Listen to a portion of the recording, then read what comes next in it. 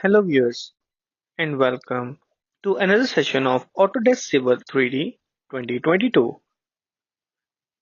We are done with the first section of introduction and now we will move towards the second section which is about the points.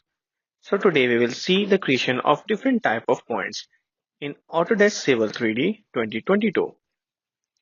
So the points can be accessed from different points like from this toolbar, we can simply select here. We have these different miscellaneous intersection, alignment, surface, slope, and interpolate options to create points. If we select here, we get this type of toolbar. Again, we get more and more options as far as we explore them like this. Same can be done from the tool space. We can right click and then create. In the point groups, we can create new or even refresh. So in the points, if we create new, we get that toolbar again. Now let's start creating some points. In miscellaneous, first thing we can do by northing and easting. So you can say it is showing that enter the northing. So let's write 1000 and then enter the easting. Let's write 800. Now it is asking for a description. It is very important. So let's give it a name D1 and the elevation can be like 100. Now we are done with the first point. Let's escape and then zoom extend. This is our first point.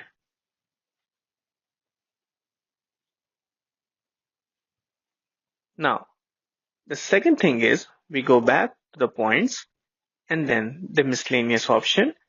Now we can look for the others like manual. For the manual, we don't give any north or east value. We simply click anywhere. And then we give a description like D2 and then press enter to give elevation like 100.1. And we are done with the manual point.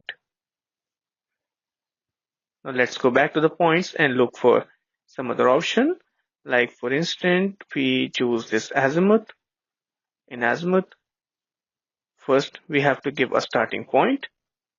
So let's make sure that the snapping is on and the node is checked. So we'll give the starting point from this point and then we can give any specific amount like this. We can give a specific distance, say 3 and 5, 35, and enter a description like R1 and elevation like 100.2. So here another point has been created. Like azimuth, we have more options. Like what if we want to create using an angle? So what we can do is select a line or points. If we want to select points, we have to select 2 points. This is point 1, this is point 2. Now we have to give an angle, some degrees, like 35 degrees. Now we have to give a specific distance like 35 and then we have to give description like R2 and an elevation like 100.2.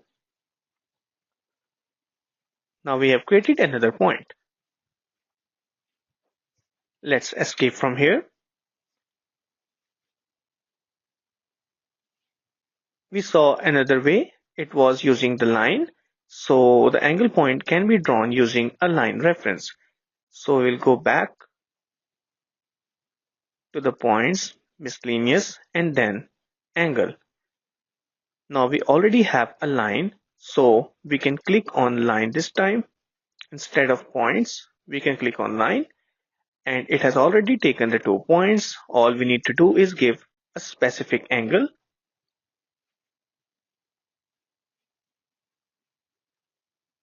So let's give a certain angle from here, a certain distance. It can be input manually from the keyboard or simply using the left mouse button. We have named it R3 and the elevation is 100.3. So we are done with another point. Let's select this line and delete it as it was just for the reference.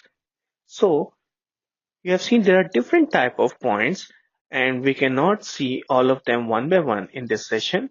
However, I will recommend you to play with these features yourself as well. Just simply follow the command line. It already tells you that select a point, select a line, give a distance, give a radius. And similarly, you can follow step by step to create different type of points. Now we'll proceed further. So if you simply click here, you will see COGO points tab is activated and there are different options there. So by selecting it, we get all these options. Like here we have point group properties. It is very important. We will be playing a lot with this feature in the next sessions. Another thing is in the point groups, we already have a by default group. It is called as all points. We can right click and then access properties. Both are the same. From here we have different type of point styles. If you want to actually see them, we can preview them like this. So this is the basic. Then we have the benchmark. It would look like this. This is for the bound.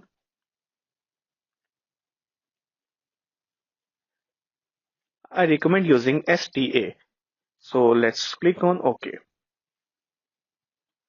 Then we can apply and now you can see the point style is changed. The same thing goes for the point labels as well. So let's hit on the properties, go for the labels. Let's preview them all along. So from here we can choose the elevation only or elevation along with the description.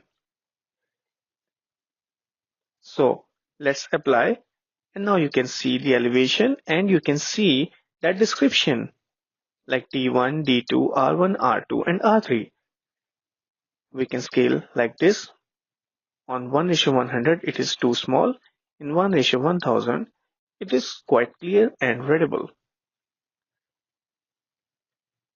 So if you click on northing and easting and apply, you will see the north and east values are also shown in the label. We can adjust the scale according to our requirement.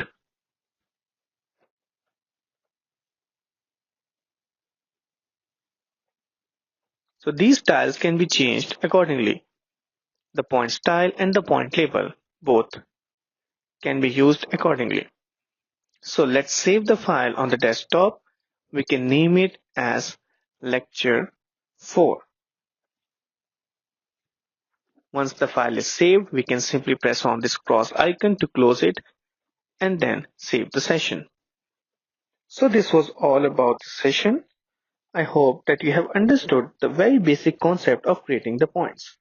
In the next session, we will keep elaborating, and in this complete section number 2, we will discuss about the points. So let's call it the day. See you in another session. Till then, take care.